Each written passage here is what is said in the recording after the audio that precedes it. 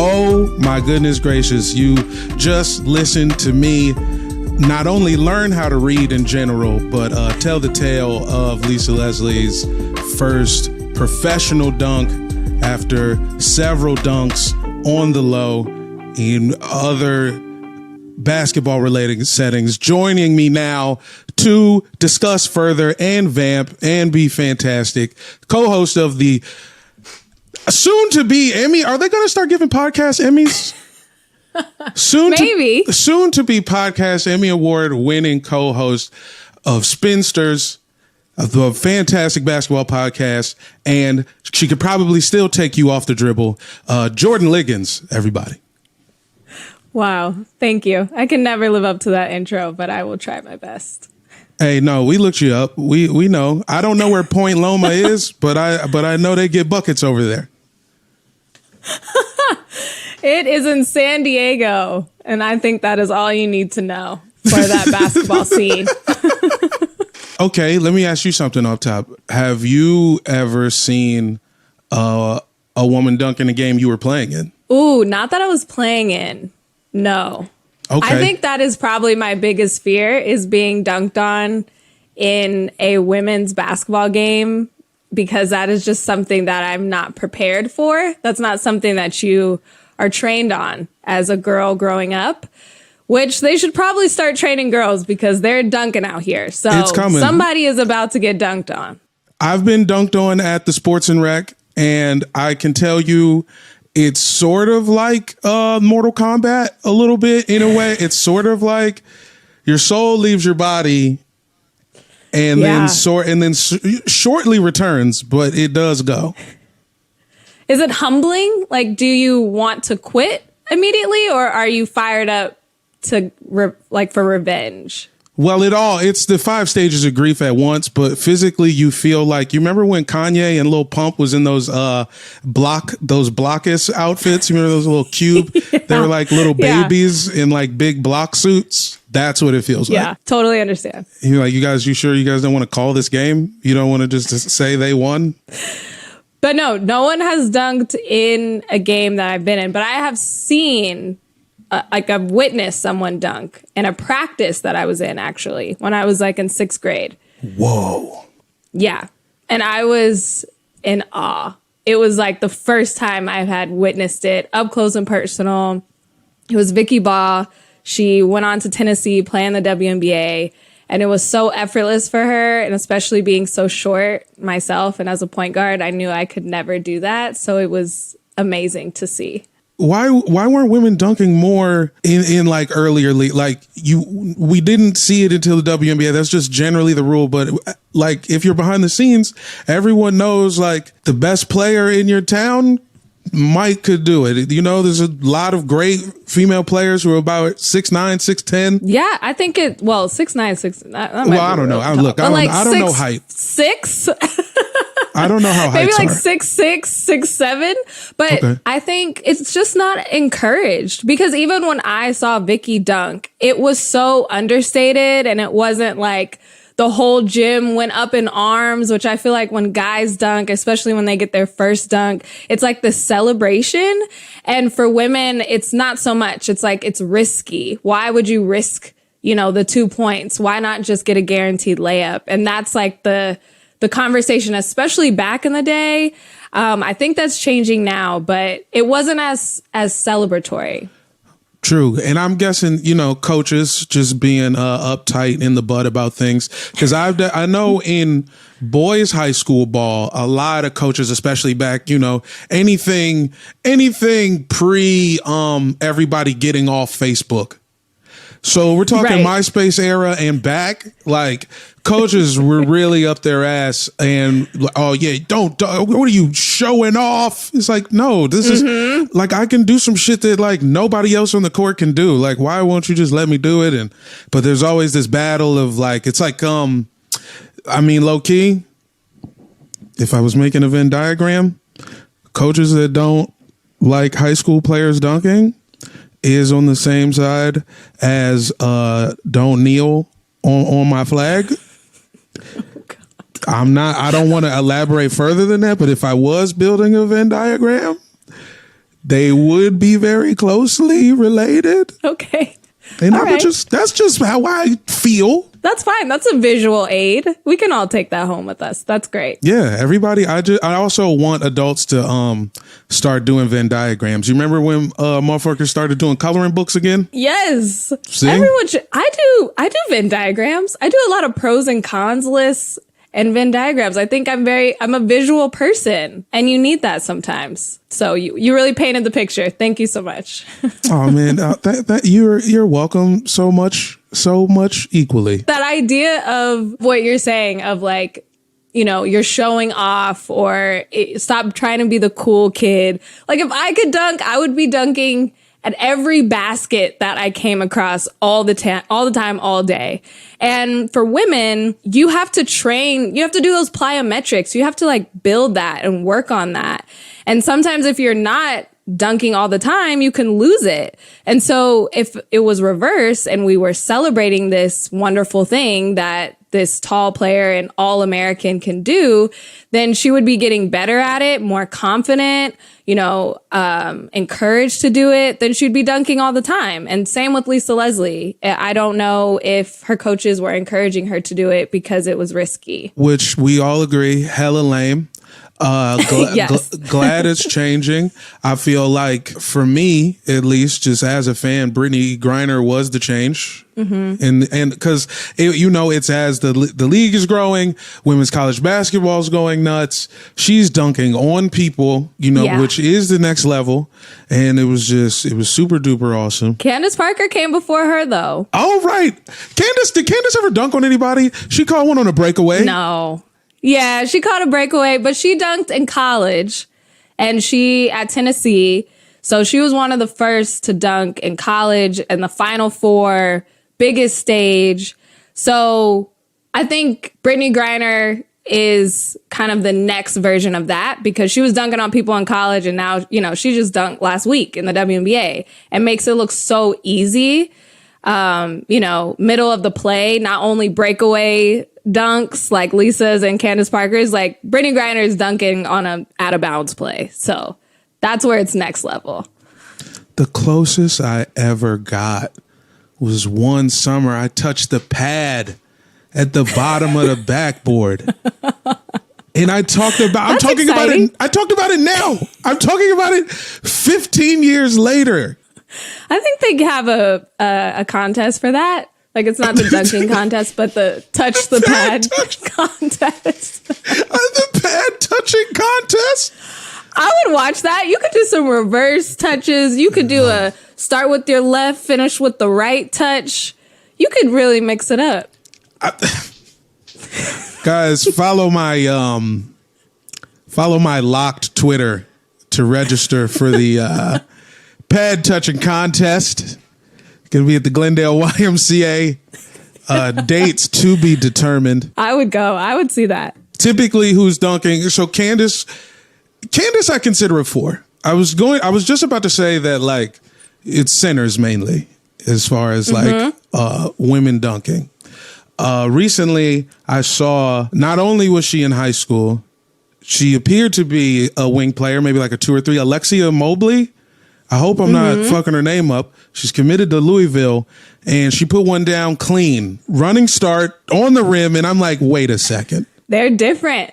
The young women coming up are different because, like we talked about in our podcast with Natalie Weiner, she really did the research from trainers and coaches, lowering the rim so that girls can get that confidence and that practice so that they are doing those plyometrics. They're in the weight room. They're being encouraged to do it. So it's not surprising that girls in high school and going into college are making it look too easy, like scary easy. Yeah, and it's no different than the dudes coming up. We like as a guy, you try to dunk on 8 feet when you're like, in grade school, and then if you really are about it, you get the fucking strength shoes. You remember the joints in the Eastbay catalog? Shout out to my guy Darrell Pearsall. he's like 5'3". He's a starting point guard at my high school, and he won the dunk contest. He won Hoop Fest. Had the strength shoes freshman year. He won Hoop Fest our junior year. So 3 years of fucking strength shoeing. The ones with the thing in the heels? Yes. No, like the thing on the toe, like the thing on the balls of your feet.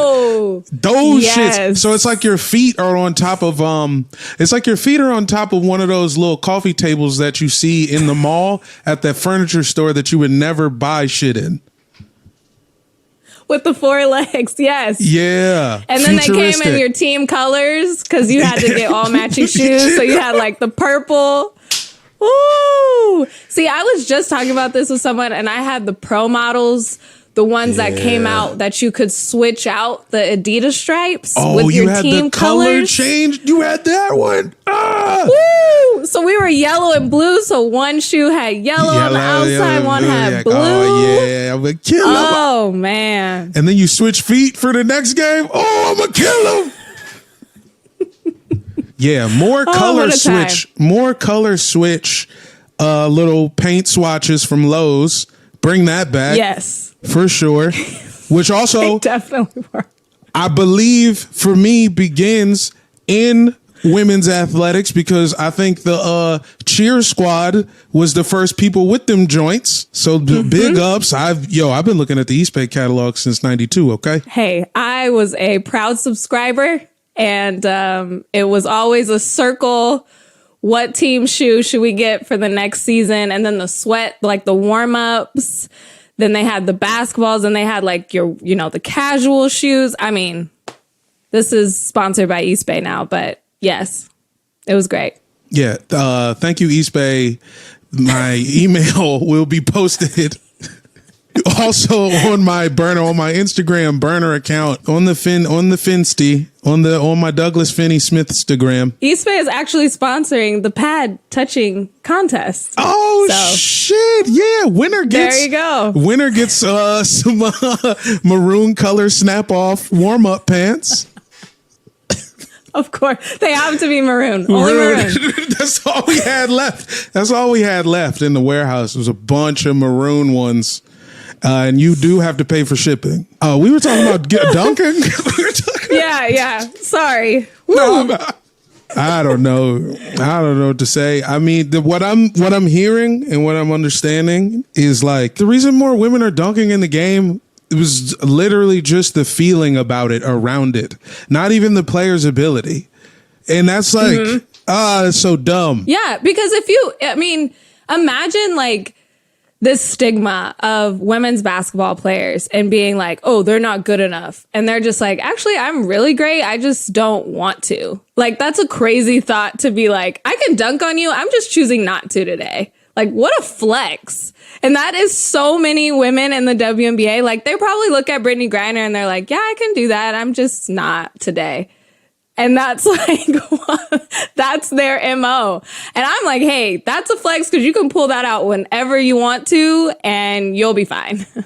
Man, that's how I feel when I'm in New York and I'm on the train and I see like, them dudes get on and like pretend to walk, like hang themselves horizontally on the pole and like do that thing where they like walk up invisible stairs sideways. I'm like, I could do that shit if I had the poles in my house. Yeah, you're just like, I just don't want to right now. But I can. I'm busy. I'm like, I got like 8 general meetings with Athlete's Foot, Eastbay, famous footwear. Famous footwear. But you just don't want to. And then you're like, I'm also not doing this for free. Like, without my pro models on? No, thank you. Absolutely not. The McDonald's All-American game added the women's dunk contest, I guess a couple years ago. It was probably a few years ago now. I feel like I've seen between the legs attempted. I don't know. I'm rambling, but I ask you now, the future of women banging it in the game. Where do you think it's like? I don't want hoop mixtape culture to fuck up women's basketball because I feel like it's fucking with boys AAU basketball a lot. Definitely. And I don't They're want that to doing happen. stuff just to get on there. Yeah. Yeah. And I don't want that to happen, but I want to see it more. I want to see more exposure. I don't know. General thoughts and opinions. Jordan Ligons. I'm practicing to get McLaughlin group. So I was trying to toss okay. Okay, great. But anyway, continue. I think it's so interesting because even with like the hoop mixtape culture, and now when we see a woman dunking on our feed, it doesn't shock us as much. You know, I feel like a couple years ago, we were all floored. Like it was shared everywhere. Everybody was talking about it. Look at this woman attempting to dunk or dunking. And I think now women are and young women, again, going back to being encouraged, but also just like willing to take those risks. Like before, it was just so frowned upon. They're like, you know what? You guys got your cameras out? Like, I'm going to try something. I've been practicing it. I'm going to go for it.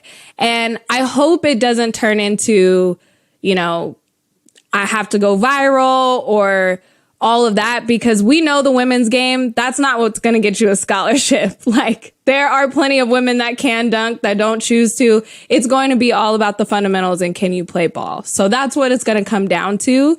Now, if you have that on top of your game, that's where it just gets exciting. Like women's game is already exciting as it is, but it's just taking it to another level.